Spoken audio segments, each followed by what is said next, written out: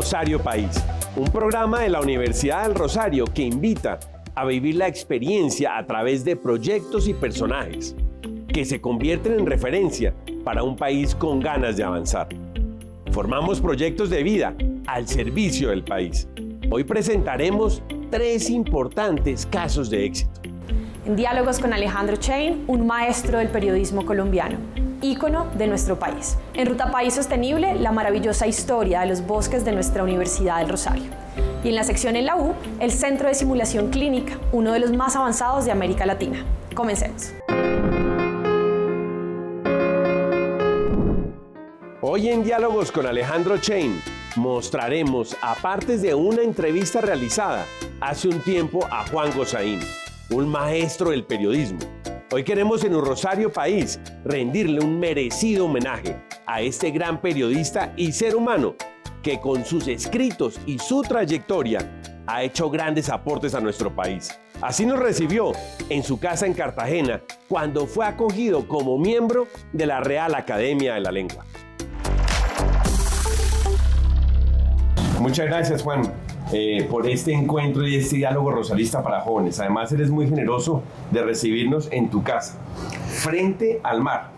Un sitio que es realmente el que tú disfrutas día a día. Además, en Cartagena. La bahía de Cartagena, ahí está. Así es. De hecho, estuve revisando, Juan, tú llegaste a Cartagena creo que a los 9 años. Y tienes una anécdota en que llegaste casi que en lancha. No, ¿cómo que casi? En lancha. En lancha llegaste. Pero hay que entender que lancha. Eran unas goletas de madera, no tenían camarotes. El viaje duraba, entre comillas, 3 días casi. Porque tú decías que se varaban. Casi nunca podíamos terminar. Se varaban en todos lados. O los motores muy viejos ya. Y había que dormir arriba en las tablas, al aire libre, a la luz de la luna. Por fortuna era el Caribe, pues, y eso era. Y así era el regreso. Juan, ahora que hablas del internado, que era el colegio Esperanza, ahí tú mencionas en diferentes entrevistas que ahí es cuando descubres tu vocación. De hecho, mencionas que quieres ser escritor casi que en la biblioteca del colegio. No, en la biblioteca. Mire, había un profesor de español y literatura que también enseñaba francés. Un hombre prodigioso. El profesor José Manuel Guerrero, a quien llamaban el Papa Guerrero, porque él mismo decía el primer día de clase de cada año: jóvenes, todo lo que yo diga, anótenlo, porque eso no lo van a encontrar en ninguna parte, yo soy infalible. Como el infalible es el Papa, pues él se quedó el Papa Guerrero y así lo conoce toda la ciudad. Como yo vivía castigado por travieso en el internado, no me daban salida. Cada vez que íbamos a salir los sábados, lista de castigados, el primero de todos, Gozaín. Bueno, ahí sentado todo el día. Un día él me vio en un castigo de eso y me dijo: tú es que no tienes nada que... No, profesor, no tengo. Ven acá, me cogió de la mano y me llevó a la biblioteca. Ese fue el día mío del jubileo. Me dijo: no te voy a poner a leer cuentos infantiles y cosas de esas. Yo tenía 9 años, acababa de llegar. Me dijo: toma y léete esto para empezar. Don Quijote de la Mancha. Y ahí me fui amañando y me leí todos los libros. Y entonces escribí un cuento, como usted bien dice, mi primer cuento a los 10 años. Se llamaba El Ancón. Ancón, cuando encontré la palabra ancón en el diccionario, me decidí a escribir el cuento, porque Ancón es el nombre antiguo que se le daba en la conquista de América a una piedra grande en la orilla del mar, de esos peñascos que hay por aquí, punta de piedras, como le dicen. Y en San Bernardo del Viento había uno que tenía una leyenda misteriosa, que ahí era donde los piratas españoles, los piratas ingleses, escondían los tesoros que les robaban a los españoles aquí. Que ahí estaban escondidos esos tesoros. Y decían que hubo gente que se metió en el hueco de la piedra y encontró el tesoro, monedas de oro, y las cogieron en las cajas. Y cuando iban a salir se cerraba la piedra. Para poder salir tenías que soltar la caja. Ponías la caja en el suelo, la piedra se volvía Es decir, nadie se pudo llevar las monedas. Ese fue el cuento que escribí, se llamaba El Ancón. Esa es la historia de eso y ahí fue mi vocación de escritor. Yo no tuve vocación de periodista. Lo que pasó fue que el trabajo que me ofrecieron fue de periodista. Y entonces lo acepté. Es muy interesante porque cuando uno mira tus entrevistas están, por supuesto, llenas de historias y de anécdotas.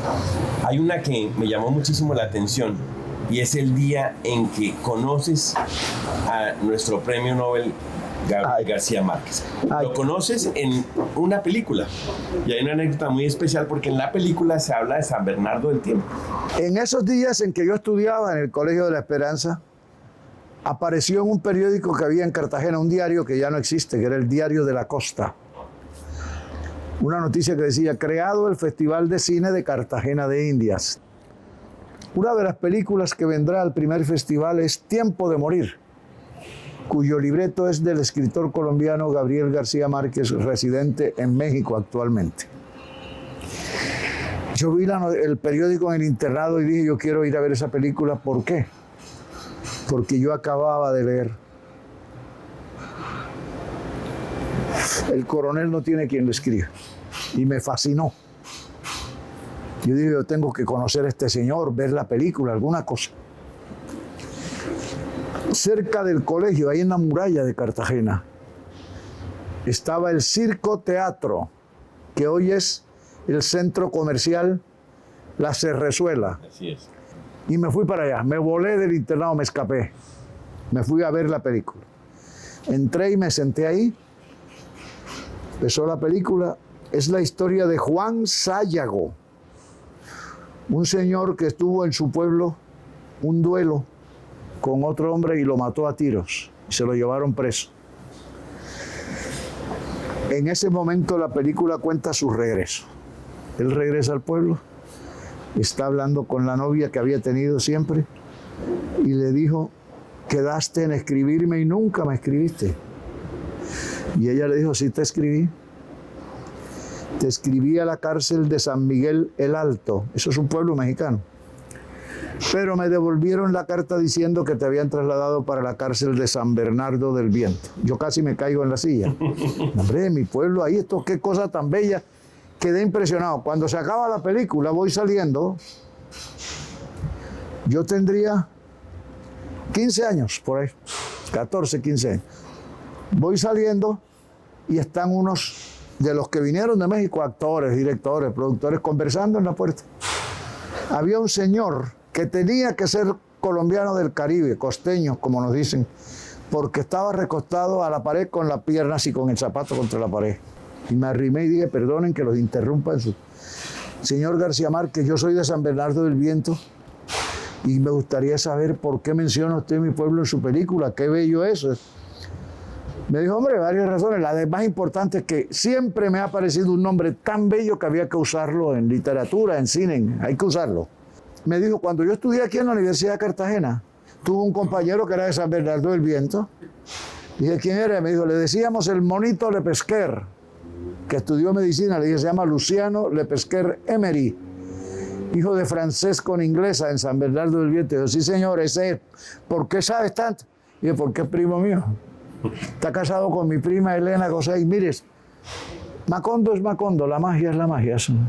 Él conoce a un tipo, el tipo termina siendo primo mío. El día adelante me dijo que ese era García Márquez. Pasaron 40 años, nos hicimos amigazos, ya yo periodista. Un día dije, oye Gabo, si yo siempre te he querido hacer una pregunta. Ajá. ¿Por qué está San Bernardo del Viento en el libreto que tú escribiste para Tiempo de Morir? Y me dijo, ¿vas a seguir fregando con eso? Me hiciste esa pregunta hace 40 años en la puerta del Circo Teatro. Le dije, claro que me acuerdo, o sea, bobo. Ahí en la puerta del Circo Teatro nació nuestra amistad. Juan, las personas que te conocen mencionan que tú eres un gran amigo. Y de hecho, siempre has mencionado los grandes amigos que has logrado cosechar durante toda tu vida, como es el caso de Guillermo Cano, de Yamid Amad. De 1 millón más Yo no me atrevería a mencionar a ninguno porque se corre siempre el riesgo de cometer la injusticia de dejar a alguien por fuera o a muchos por fuera. Mi ejemplo, el espejo en que he tratado de mirarme a lo largo de 50 años que llevo en el periodismo, se llama Guillermo Cano, maestro de la moral periodística y el maestro del periodismo ya como oficio, sentado escribiéndolo. El mono José Salgar, nada menos, el mejor jefe de redacción que ha habido en el mundo, no en Colombia ni en América. Mire, prodigioso. Ahora que hablamos del periodismo, que es bastante complejo, tú siempre lo has mencionado, cómo los periodistas hoy en día requieren de un gran talento, pero por supuesto de una disciplina. ¿Cuáles son los consejos que tú le darías a los periodistas que en este momento están en proceso de formación? Colegas, hermanos, muchachos, apréndanse esto. El talento sin disciplina es un desperdicio.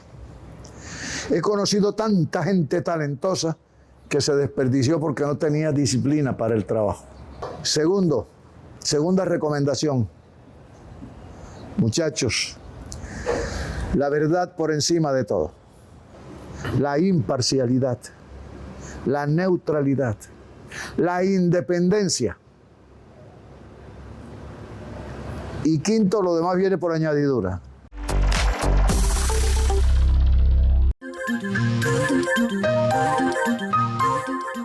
La Universidad del Rosario gana 2 premios en Convocatoria Internacional de Mejores Prácticas, otorgado por Red de Universidades Europeas. Primer lugar en práctica de empoderamiento legal y social a través del acceso a la justicia. Tercer lugar en iniciativa Ruta País Sostenible. Universidad del Rosario, 370 años formando proyectos de vida al servicio del país.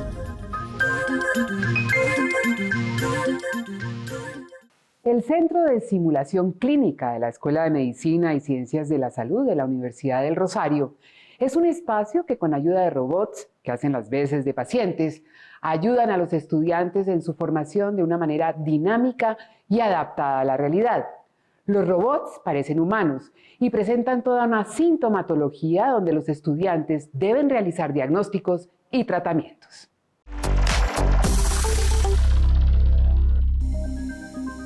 Este centro de simulación clínica es uno de los más avanzados en América Latina.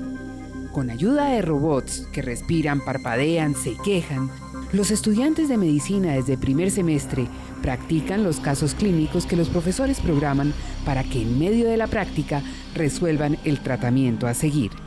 Son 2.500 metros cuadrados que conforman este lugar, donde se simulan varias áreas de un hospital, desde cuidados intensivos hasta sala de partos y pediatría. La simulación es muy importante para todos los programas de educación en salud, pero hoy en día ha tenido una diversificación trascendental, diría yo, que le da cabida a otro tipo de programas. Con el advenimiento de la inteligencia artificial, la simulación adquiere un dominio absolutamente importante para enseñar y para educar. Y este centro de simulación pretende adoptar las mejores medidas de inteligencia artificial para desarrollar programas en simulación y en innovación tecnológica de punta. Código azul, paciente en paro. Todo es como si fuera real. En cuidados intensivos cuentan con equipos como el monitor de signos vitales, desfibrilador, oxígeno, ventiladores mecánicos y todo un mobiliario hospitalario. Aquí los estudiantes se enfrentan al cuidado crítico del paciente. Administrando descargas, despegue.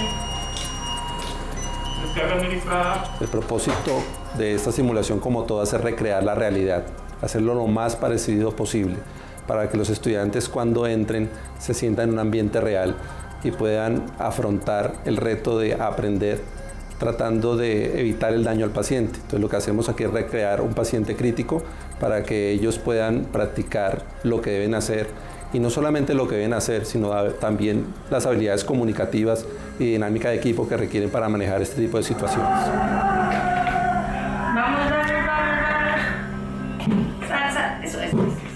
Así Asimismo, la sala de partos es un espacio que recrea en su totalidad el nacimiento de un niño y todas las técnicas, cuidados y complicaciones que pueden presentarse en un trabajo de parto.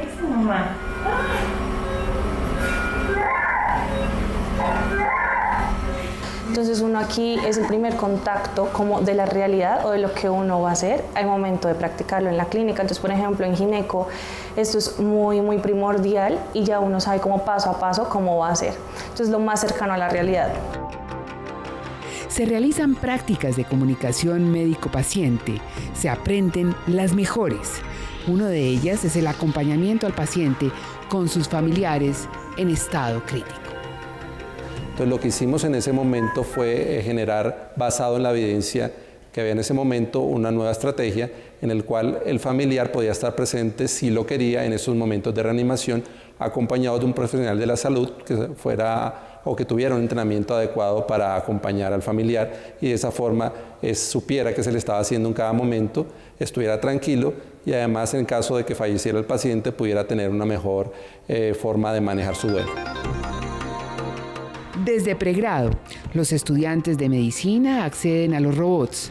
Además, las personas que quieran realizar cursos de reanimación, primeros auxilios, cuidados del adulto mayor y niños, pueden formarse también en este centro, donde reciben preparación. Nosotros tenemos también procesos de formación para cuidadores de niños, cuidadores de personas de la tercera edad. Todo eso pueden generar un espacio de conversación con expertos y con el uso de simuladores ellos los ayudamos a cómo enfrentar esas situaciones del día a día de los primeros auxilios. Estos robots ayudan de manera permanente no solo a los estudiantes, sino a los médicos en su continuo aprendizaje y entrenamiento de nuevas habilidades médicas.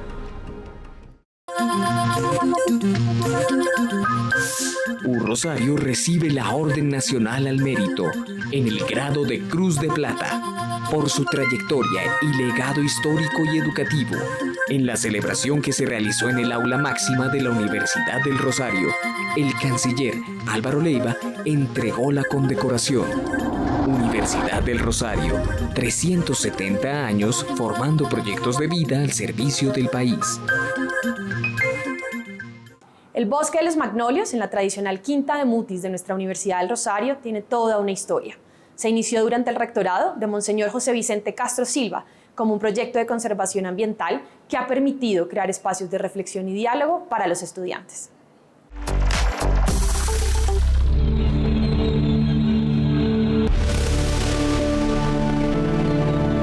La creación y protección de los bosques es una misión permanente en la Universidad del Rosario. Esta iniciativa se inicia desde la época del rectorado de Monseñor José Vicente Castro Silva, cuando la Quinta de Mutis era un colegio de bachillerato con internado, una especie de finca con sabor a hogar, como afirma nuestra profesora Ángela Pinzón. Por ello surgió el magnolio, donde, según como reposa en los libros de los monjes benedictinos, el magnolio es un árbol imponente de hojas fuertes y brillantes que soportan el embate del viento y el verano. Sus flores hermosas de color hueso y de un aroma dulce y delicioso perfuman más en las mañanas que en las tardes frías. Según el artículo La Quinta de Mutis 50 años atrás, escrito por Ángela María Pinzón, Monseñor Castro Silva pensó en el futuro de los estudiantes para que cuando se sintieran marchitos antes de emprender la jornada o cuando no fueran capaces de visualizar o soñar, aspiraran el aroma de las magnolias y esperaran el milagro de un poco de paz. Hoy, en esta Quinta de Mutis, continúa ese bosque y ese sueño del rector, Monseñor Castro Silva. El Bosque de los Magnolios es un oasis en medio del tradicional barrio 7 de agosto de Bogotá. Los magnolios no son nativos de Colombia, son plantas muy resistentes con un aroma fascinante y delicioso. Pero ¿para qué se usa la magnolia? Este aroma tan especial que tienen las flores se usa para un montón de cosméticos. Se usa en cremas, en perfumes, en agua de colonia, en agua que uno puede usar a diario. Entonces es un aroma muy apetecido en la industria. Más de 40 especies nativas y no nativas conforman este bosque de la Quinta de Mutis, convirtiéndolo en un ecosistema perfecto para las aves y las abejas. Además de las otras especies, como el roble que existe solo en Sudamérica y que está presente en las cordilleras colombianas, se encuentran los yarumos, que se convierten en un aliado para combatir la contaminación dada su resistencia. Y las araucarias, que provienen del cono sur y pueden alcanzar los 15 metros de altura. Por ello, se afirma que eran el alimento perfecto para los dinosaurios.